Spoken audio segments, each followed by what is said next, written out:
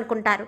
సరే ఈలోపు తొందరగా నువ్వు వంట పూర్తి చేసేయి, నాన్న భోజనం చేశాక ఆఫీస్కి వెళ్తాను అన్నారు, అప్పుడు వెళ్దామనగానే సరేనండి అని చెప్పి అనుకుంటారు. కానీ ఆ రోజు శివనారాయణ వెళ్ళడు. శివనారాయణ ఆ రోజు నుంచి సుమారుగా ఒక వారం రోజుల నుంచి ప్రతిరోజు వెళ్ళాలనుకుంటారు, అవకాశం ఉండదు. వెళ్దామనుకుంటారు, కుదరదు. ఇంట్లో ఉండగా వెళ్తాను అంటే ఎందుకు ఏంటి అని అంటారు. పైగా దశరథకి అబద్ధం చెప్పడం రాదు.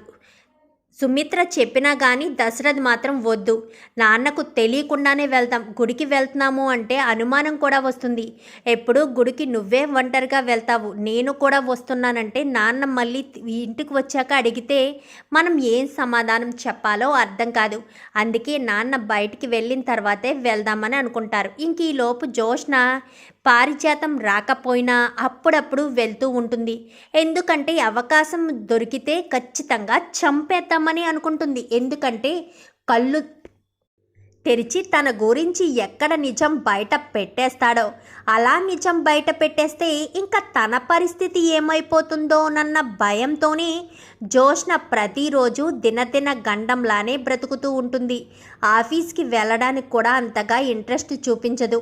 అస్తమాను పారు మీద చిరాకు పడుతూ ఉంటుంది. ఏంటే జోష్న, ఈ మధ్యన నువ్వు చాలా చిరాకు పడిపోతున్నావు, పైగా మీ నాన్న కళ అయినప్పటి నుంచి అనగానే ఎవరు నాన్న అని చెప్పనేసరికి అదేలే నా కొడుక్కి అలా అయినప్పటి నుంచి నువ్వెందుకు అంతలా టెన్షన్ పడుతున్నావు, కొంపదీసి నా కొడుకును కొట్టింది నువ్వేనా ఏంటి అంటూ మాట్లాడేసరికి ఏం మాట్లాడుతున్నావు గ్రాని, నేనెందుకు కొడతాను, నాకేం అవసరం అనగానే ఏమో నా మనసు కళ అనిపిస్తుంది, మీ నాన్న అదే నా కొడుకు దాసు వచ్చిన ప్రతిసారి కూడా నువ్వు టెన్షన్ పడడం, వాడితో మాట్లాడడానికి ఇష్టపడని నువ్వు చేతులు పట్టుకోవడం, కాళ్ళు పట్టుకుని బ్రతిమాలడంతో మీ ఇద్దరికీ తెలిసిన ఏదో విషయం నడుస్తుందని అనిపిస్తుంది.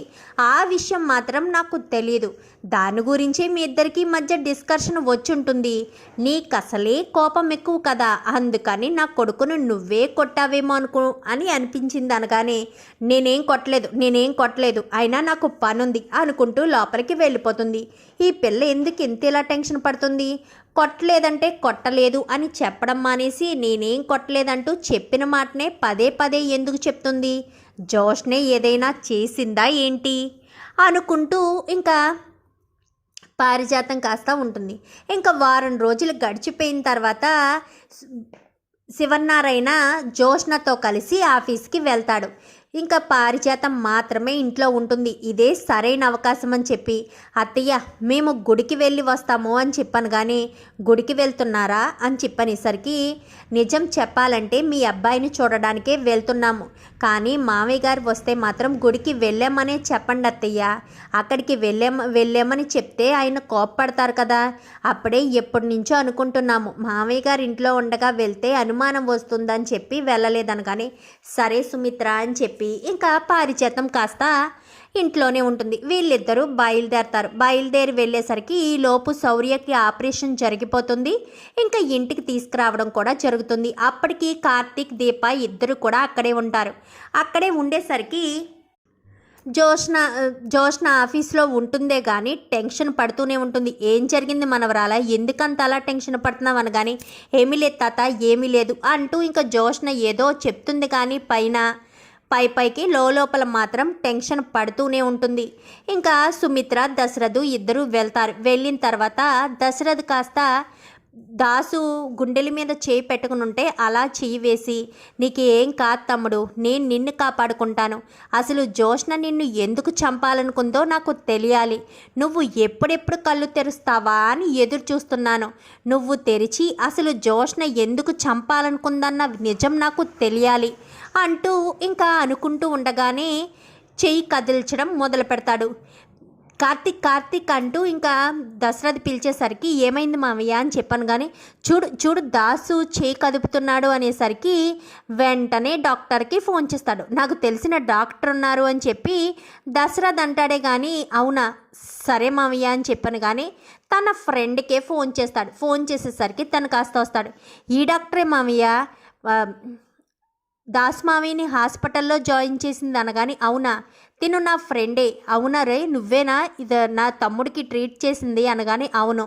నీ తమ్ముడని నాకు తెలియదు అని చెప్పనేసరికి అవునా, తను కోమాలోకి వెళ్ళిపోయాడు అని చెప్పారు, కానీ ఇప్పుడు స్పృహలోకి వచ్చాడు, చూడొకసారి చూడు అని చెప్పనేసరికి చూస్తాడు. చూడడంతో తను స్పృహలోకి వస్తాడు అని చెప్పి ఒక ఇంజెక్షన్ చేసి 1 గంటలో స్పృహలోకి వస్తాడనగానే స్పృహలోకి వచ్చేంత వరకు ఉందాం సుమిత్ర అని చెప్పనేసరికి ఉందామండి అనగానే ఉండండి అని ఇద్దరు కూడా, దీపా కార్తిక్ ఇద్దరు కూడా అనేసరికి సరే.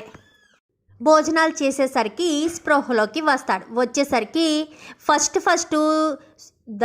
దశరథే వెళ్తాడు. దశరథ వెళ్ళి నేను మాట్లాడతాను తమ్ముడుతో అనగానే సరే అని అందరూ వెళ్ళిపోతారు. కోమాలోంచి బయటకు వచ్చిన తర్వాత కళ్ళు తెరిచి చూస్తూ ఉండగా అన్నయ్య అని చెప్పాను, కానీ నువ్వు కాపాడింది నన్నే కదన్నయ్య, నువ్వే కదా నన్ను కాపాడేవు అని చెప్పాను, కానీ నీకే తెలుసు అని చెప్పనేసరికి ఆ రోజు చివరగా నా ఒంటి మీద తాకిన స్పర్శ మళ్ళీ నువ్వు తాకడంతో నాకు కోమాలోంచి బయటికి రావడానికి అవకాశం దొరికింది, నువ్వే కదన్నయ్య అని చెప్పనేసరికి అవును, అసలు నిన్నొక విషయం అడుగుతాను, నిజం చెప్తావా అనగానే చెప్తానన్నయ్య, నీకు నిజం చెప్పాలని నేను ఇంకా చావకుండా బ్రతికే ఉన్నాను. జోష్న నిన్నెందుకు కొట్టింది అని చెప్పాను, కానీ చెప్తానన్నయ్య చెప్తాను, అసలు ఆ రోజు ఏం జరిగిందంటే అంటూ చెప్పుకొచ్చేసరికి నేను అదంతా చూశాను.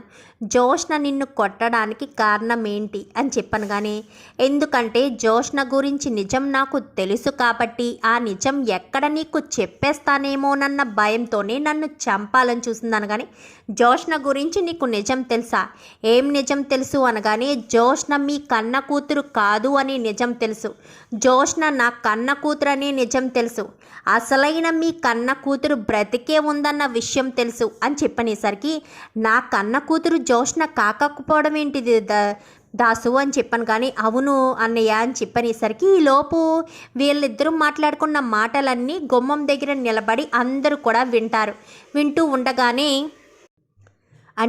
అంటే జోష్న నా కూతురు కాదా అనగానే కాదన్నయ్య, జోష్న నా కూతురు, మా అమ్మ చేసిన స్వార్థంతో చేసిన పనే ఇదంతా, కానీ మీ కూతురు ఎక్కడుందో నాకు తెలుసు, ఎక్కడ పెరిగిందో తెలుసు, ఇప్పుడు ప్రజెంట్ ఎక్కడుందో కూడా నాకు తెలుసు, ఆ విషయం నేను బయట పెడతానన్న ఉద్దేశంతోనే జోష్న నన్ను చంపాలని చూస్తున్నాను, కానీ ఎవరు నా కూతురు అని చెప్పనేసరికి సుమిత్ర కూడా లోపలికి వచ్చేస్తారు. అందరూ లోపలికి వచ్చేస్తారు.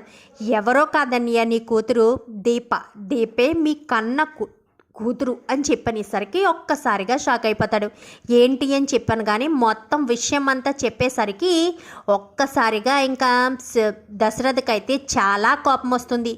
నేరుగా కోపంగా బయటకు వచ్చి వెంటనే తన ఫ్రెండ్ అయిన ఇన్స్పెక్టర్కి కాల్ చేసి అర్జెంటుగా తనని అరెస్ట్ చేయండి అనగాని, ఎందుకురా, తను నీ కూతురు కదా అనగాని, చెప్పింది చేయరా, నేను వచ్చి కేసు పెడతాను అని చెప్పనేసరికి ఏమండి ఒక్కసారి ఆలోచించండి అనగానే, ఏం ఆలోచించాలి, నా కూతురని తెలిసి బాధలు పెడుతుందని ఆలోచించాలా, నా కూతురన్న విషయాన్ని బయట పెడతాడని దాసుని చంపబోయిందన్న విషయం విని కూడా ఆలోచించాలనగాని, అది కాదండి ఆడపిల్ల కదా అనగానే, ఆడపిల్లే కానీ అంత దుర్మార్గురాలు ఉండదు, ఎంత కర్కశంగా ఎంత కఠినంగా దాసుని చంపడానికి ప్రయత్నించిందో నా కళ్ళారా చూశాను అంటూ ఇంకా దశరథ్ చెప్పేసరికి అరెస్టు చేయించాలన్నయ్య, అలాంటి దానికి బుద్ధి రావాలంటే ఖచ్చితంగా అరెస్టు చేయించాల్సిందే అంటూ దాసు కూడా చెప్తాడు.